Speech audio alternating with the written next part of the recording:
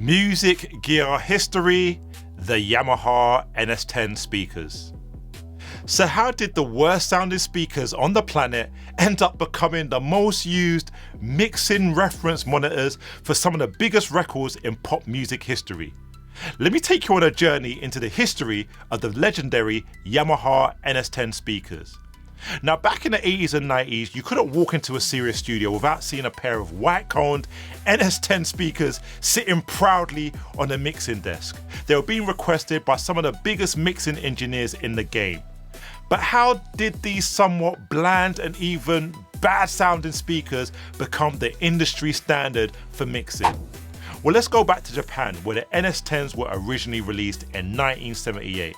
Yamaha had designed the NS10s as bookshelf hi-fi speakers for home listening, but listeners quickly complained about them sounding too harsh and having no bass and generally just sounding horrible. So it comes as no surprise that they flopped as home speakers.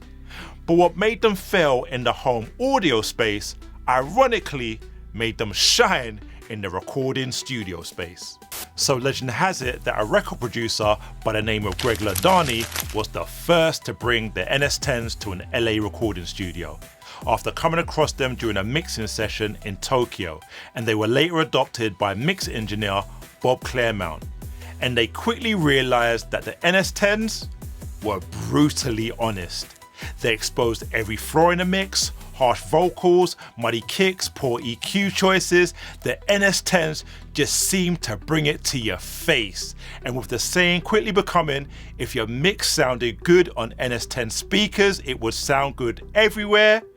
With that, what made them bad for casual listening had now made them perfect for professional studio mixing.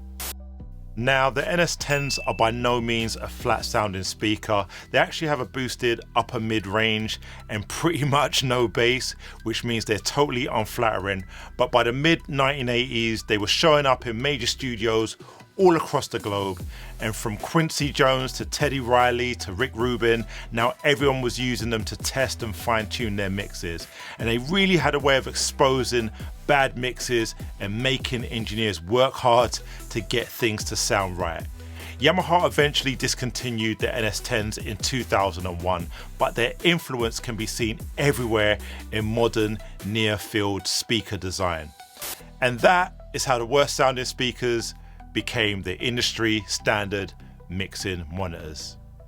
Later.